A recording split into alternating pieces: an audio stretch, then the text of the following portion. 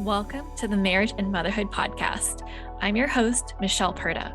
I'm a life and marriage coach for moms, wife, mom of 3, and I'm also an Aries, and for my fellow human design nerds, a sacral manifesting generator. This podcast is for women who want to be happier in their marriage as they navigate their journey through motherhood, even if you're like me and you weren't shown how while growing up.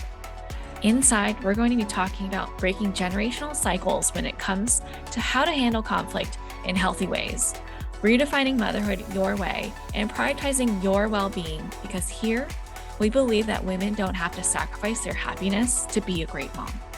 And a quick note to mamas listening with kids around, you may want to pop your earbuds in because nothing is left unsaid on this show, which means there may be times where something I say isn't meant for little ears. Are you ready? Let's dive in. Hello. Welcome back to another episode of the Marriage and Motherhood Podcast. Today, we're going to be talking about why conflict is actually good for your marriage. So, I think a lot of you will probably agree with me on this, in that Disney movies and all of those fairy tales really ruined us in terms of how we define a happy marriage. Growing up, all the way up until probably, the last 5-6 years, my idea of a happy marriage did not involve conflict. It didn't involve arguments. And I thought that if you argued, that meant that your relationship was not healthy. And lo and behold, my experience of conflict in my marriage earlier on and my past relationships, there was a lot of conflict. There was a lot. Anytime I got upset or annoyed or something didn't meet my needs, or, I felt disappointed in some sense, there was conflict. And so that led to a lot of different beliefs from me in my head, my lovely mind. And it created a lot of drama for me. Beliefs like, oh, I'll never find someone who fully gets me. I'll never find someone who can love me the way I want to be loved.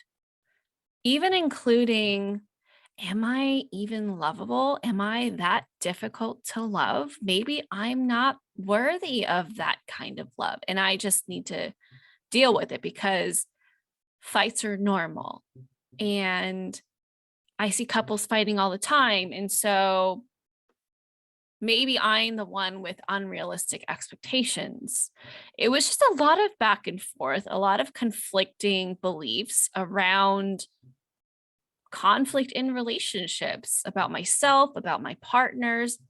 And then there's, the people that you choose to hang out with, which is important, by the way, and their relationships and what beliefs you are creating in your mind about that, right? Because whatever you expose yourself most to is what you're going to start believing is normal, even when normal doesn't mean healthy. More on that on another episode, though. I have a lot to say about normal versus healthy. But if you stop and think about it, what would a relationship without conflict even be like? Right? What would that even be like? And growing up with that vision of what a happy relationship looks like, being conflict free, it kind of sounds good, especially if you're in a relationship where it's like lots of ups and downs. It seems like a roller coaster. You might want to be like, yeah, that sounds amazing. I would love a relationship with no conflict. That is way better than what I have now. But to remove all conflict, while it sounds good, it's unrealistic. Because what it means if your relationship has no conflict is that one or both of you are self-abandoning, meaning you are prioritizing the comfort, the wants, the desires, the needs of your partner over your own. You are saying they matter more than me, when the actual truth is that you both matter the same. And so when you self-abandon, you're essentially saying, well, I can deal with this, but I want to control how my partner sees me and want to make sure that they continue to love me. So I'm going to give in to their needs, even if it means that I'm compromising, I'm sacrificing, I'm just sucking it up and dealing with it because we know what we can handle, right? And that's within our control. But that's not healthy. Both people deserve to be heard, to be seen, to have their needs addressed, and to work through it together as a team. And plus, there is no way someone knows exactly how to be on, like on as in you are just showing up perfectly 24/7 as a conscious partner. Someone who's just like super respectful, kind, compassionate, loving, fun, flirty, all of that 24/7. Like there's life, there's stress, there's just, I mean, life pretty much encompasses all of that. We're going to have those days where we feel off, whether it's your hormones, whether you're experiencing something really tough in life and your capacity shrinks, right? Your patience shrinks. Your ability to ride the waves and be resilient or overlook things or be understanding can shrink. You're not ever the same way 24/7. And as a woman, you are deeply impacted by your hormones. And men have their stuff too, right? No one is exempt from having life affect them in a way that they show up differently. So there's going to be those times where one of you is going to be short with the other person, where one of you doesn't want to connect, you just want to go straight to bed, where one of you isn't as aware and therefore may come off as less considerate than normal, right? And what I believe now is that conflict can be a catalyst to relationship growth. Because without conflict, what that tells me about your relationship is that there is no honesty. It tells me that one of you are self-abandoning. And without conflict, there is no growth in your relationship because we don't change unless we have motivation to do so. And when you are talking to your partner, bearing your heart and soul, saying how unsupported you feel or how you want to connect more, but you don't know why they haven't asked you on a date yet or set it up or whatever. And without conflict, there is no growth, because that discomfort of conflict is actually what creates motivation for us to change our thoughts, change our behaviors. Otherwise, you would just stay the same.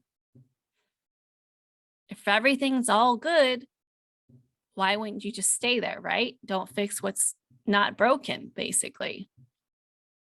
And plus, without conflict, you wouldn't know what areas you're being invited to grow through, right? Your relationship should not ever stay the same. It shouldn't be stagnant. There's always an invitation to grow. And that invitation is always through conflict, through someone's needs not quite being met, through someone's desires for more or different. And when done right, conflict can actually create a really beautiful moment where you and your partner can connect on a deeper level. Have you ever had those moments where after an argument, it's time for you to really like drop the walls down, stop being defensive and criticizing each other, and you get down to like the real meat of the conversation and you're like, I'm hurt because this. And when we reach that level of vulnerability, then our partners can be like, oh, I see now. Because sometimes when we're upset, right, our past tends to have us frame our feelings and our desires in a way that's combative. But when done right, conflict can actually be seen as an invitation to self-reflection and vulnerability, and to have that be present in the relationship, where you can allow yourself to truly see yourself for your wounds, your patterns, your wants, your fears, and to be seen by your partner because you're sharing that, and vice versa. But when I say when done right, what I mean is it requires a level of self-leadership, emotional intelligence, and emotional resilience. Without those, conflict can be unproductive, toxic, and create more disconnection rather than connection. Because when you don't take the time to reflect on your experience and what wounds and patterns were activated, you could stay in this never-ending cycle of suffering, just like I was in all my previous relationships and my marriage up until a few years ago. I was not aware, but I thought I was, right? Like, I'm a psych major. I know myself. But looking back, I did not know myself, right? And I'm still in the process of revealing layers of myself, getting to know myself, my wounds, my patterns, what it is that I want, how I want my relationships to be, what is required of me to create that as a possibility. I mean, the journey is never ending. And that's what personal development is, really. It's like, it's a journey. We never really arrive, but along the way, you feel more conscious to how you're choosing to show up in life, instead of allowing this autopilot way of living where, okay, when X happens, this is how I'm going to react. And then you like live in this like weird life where it's like you're in a constant loop. You're just replaying the same style of argument but with different circumstances. And I was so ready to get off of that hamster wheel, or actually, it really felt more like a roller coaster and not a fun kind. And I knew that something had to change, right? I had learned all these different communication tools, and I'm like, what is going on? I know what I should be saying, but my body is so angry. And my mind is just like full of like rage and blame and judgment of myself and of my partner. And like, I feel like so out of control, where like I can see myself out of my body and like, what are you doing? But I can't stop, right? I'm just being really reactive. And so while learning effective communication, or what I call conscious communication, is really important, there's that bigger piece of utilizing a really big part of you that we aren't talking about. Like, why aren't we talking more about how to use less of our minds and more of our bodies to help us through conflict? And I don't mean like the naked way, although that is one method, right, to fight naked. What I mean is, when we do arguments solely through the mind is flawed. It's very convincing and manipulative, right? If you really think about it, when you've had arguments, our mind will have you believing what it wants to believe about your wound, like, oh, nobody cares about you, right? It will have you believing that and picking up different things that you're seeing and interpreting it in ways to back that quote unquote fact or story up. And so that's why when you are activated, when you are upset, you get really riled up, because not just that one event, it's every single argument in that relationship and previous relationships and in your childhood that are coming out in full force. And so your patterns are much older than you think. So that means they're pretty stubborn. That means that you've had that many years of strengthening that reaction, that way of operating, because the brain loves efficiency, right? They're like, I got it. We'll pull out this program. Let's do this, right? But that's why involving the body in conflict is so, so important. Understanding on a nervous system level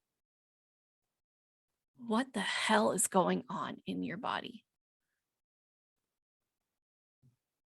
It was when I started doing that, combining it with conscious communication tools, combining with somatic healing, where everything changed for how I argued and experienced arguments with my husband. Now, do I still get activated sometimes? Yes. But here's the difference. Our arguments are shorter. They're more productive. And now I'm not stuffing my feelings down, judging myself, having myself feel guilty about how I react.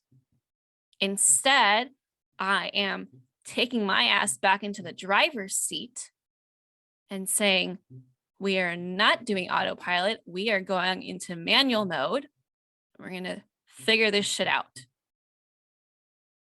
And we means me, my body, and my mind. And when I do that, when I do self-reflection, when I work through my emotions and I lead myself through emotional resilience, the conversation with my husband is like next level. There's no yelling.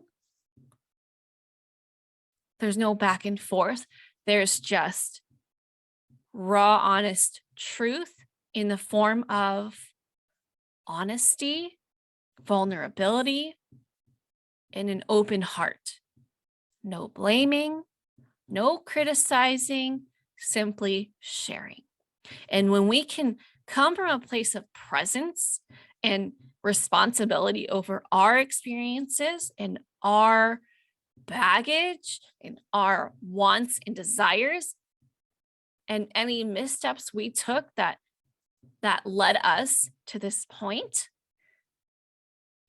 that creates such a strong sense of safety in the conversation.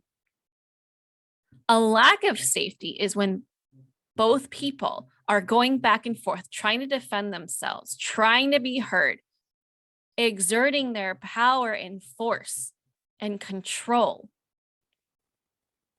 to be understood. But when you can be truly present to your experience and work through your own shit and share from that place instead of sharing from your wounds, it's a game changer. Because when you can come from a place of not, it's your fault, but from a place of, here's what happened, here's what I experienced, your partner's not going to feel the need to defend themselves. And they can then also do the same, share their experiences, self-reflect, take ownership, share what they need. Then you can gain clarity as a couple.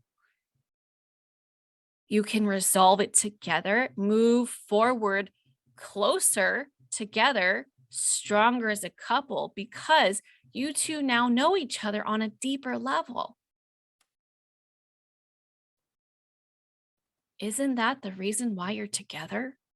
To grow together? But here's the thing about growing, right? You know that phrase, growing pains? Growing isn't actually, I was going to say growing isn't always comfortable. I'm going to say growing is rarely comfortable. And that is a part of life, right? When you can choose to prioritize growth over being right, so much more is possible for your relationship. You reduce the amount of suffering you experience because while pain is not avoidable, suffering is. Suffering is a choice. And we all do it, right? I suffer when I activate my victim mentality. The why is this happening to me? Why did he do this to me? Why? That's me choosing to suffer. And that is also a pattern.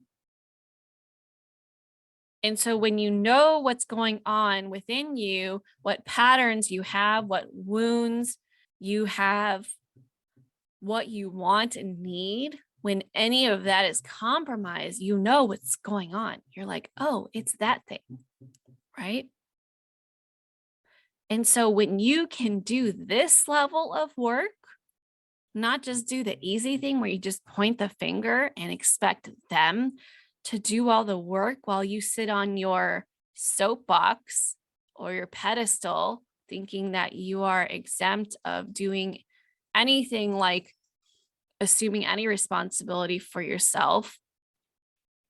So doing that inner work, that self-reflection, being able to lead yourself through these moments of discomfort and taking a look at your wounds, your patterns, all of that stuff that contribute to how you are showing up, how you're reacting, how you're contributing to the drama, to the conflict. That combined with effective communication is the key, because if you cannot support yourself through those times where you are feeling activated, where your adrenaline is going, right? Where maybe your chest feels tight and you feel this urgency to really just give your partner a piece of your mind. Or, what I would do is blame, be passive aggressive, criticize, talk over them, even like talk in circles until I felt like they understood me. Even after they said they understand me, I sometimes didn't even believe them, right?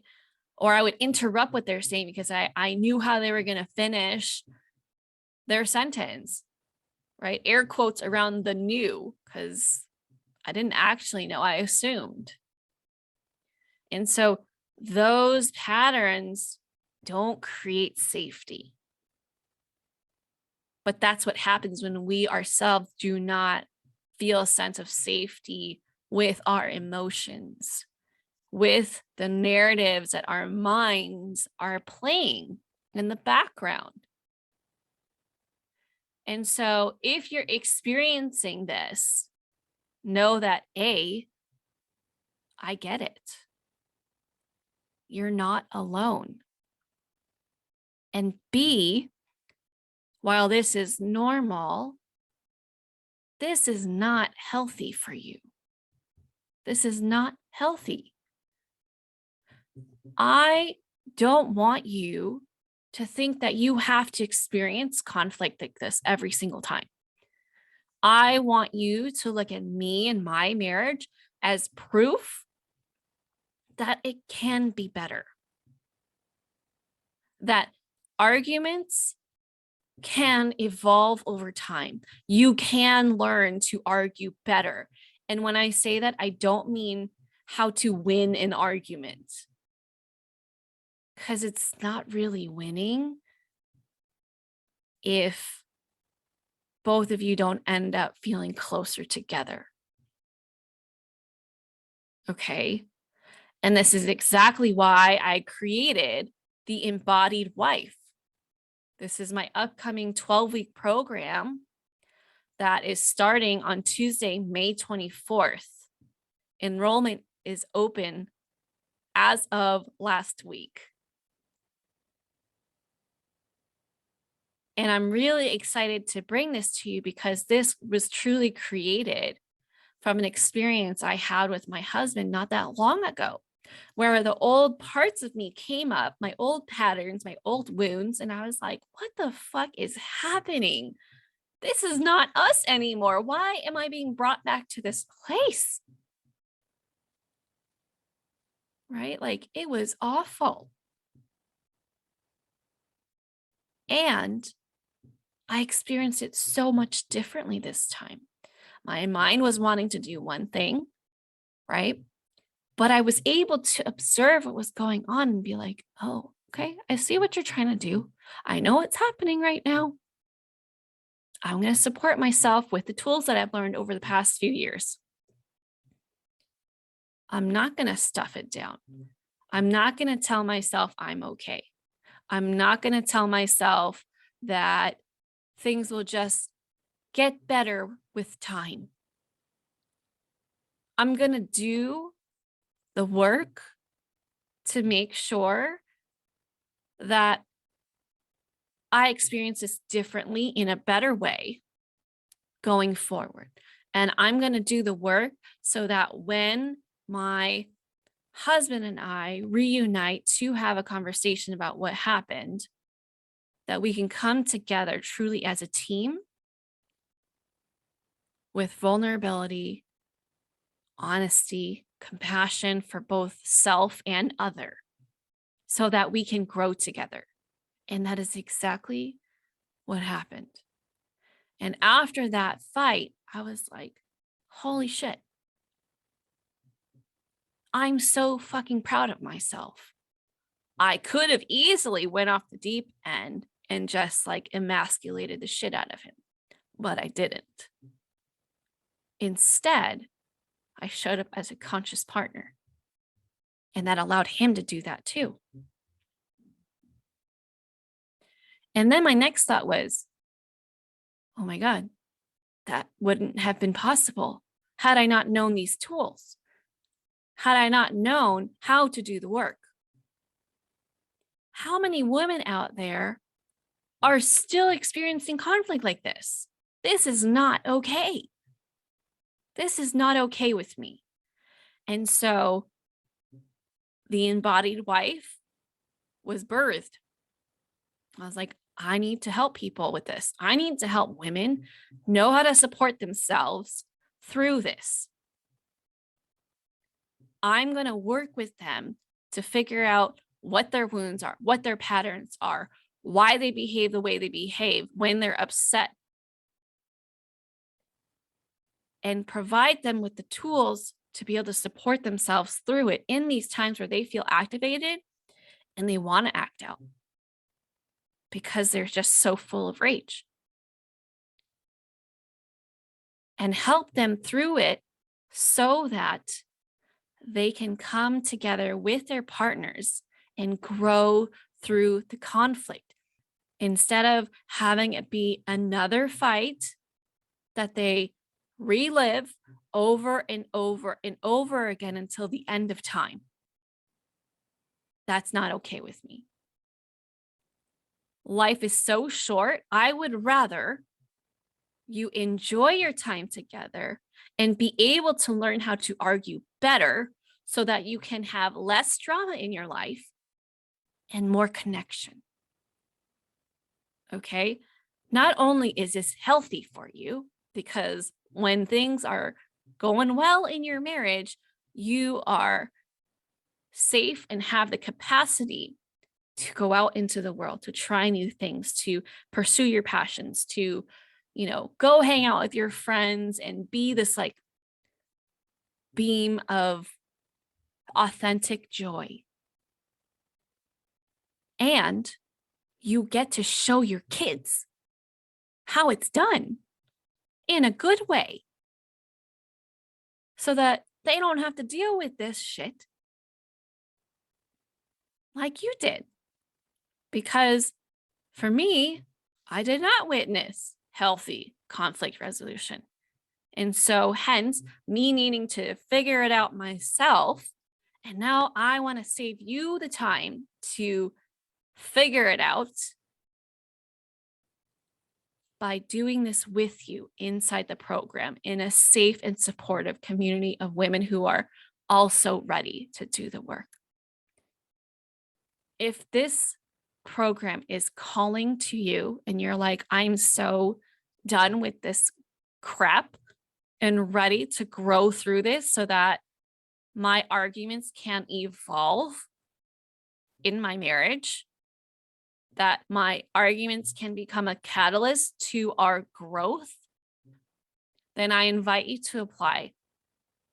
The link is in the episode description, or you can visit my Instagram page and I'll have the link in my bio. Come do this work with us. It will literally be the most rewarding work you can do in your life. Seriously. Because what you learn inside this program, you can also bring it into motherhood, which is like amazing. Like, who doesn't love things that have multi-purposes, right? Like, I was going to say kill two birds with one stone, but I don't like that violent image. So we're just going to go with multi-purpose. All right. That's what I have for you today. I hope this was helpful. And I hope that you're able to take this and start implementing things to argue better in your marriage and not shy away from conflict, but rather take a look at it through a different lens so that it actually supports your marriage instead of tearing it apart. I hope you have an amazing day and come back next week for a new episode. Bye. If you like this podcast, then you'll want to join my private Facebook community, Marriage and Motherhood. The fights and the disconnect you're currently experiencing doesn't have to be how things go for the rest of your life. If you're ready to give your marriage a makeover, come join the Marriage and Motherhood community to learn how to create a healthy, happy, and connected marriage that you actually enjoy and your kids can look up to. Thank you so much for listening to the Marriage and Motherhood Podcast. I hope that this episode helped you deepen your relationship with your husband and, more importantly, with yourself. I hope to see you inside the Marriage and Motherhood community, and I look forward to supporting you in there. Otherwise, see you back here next week. Bye.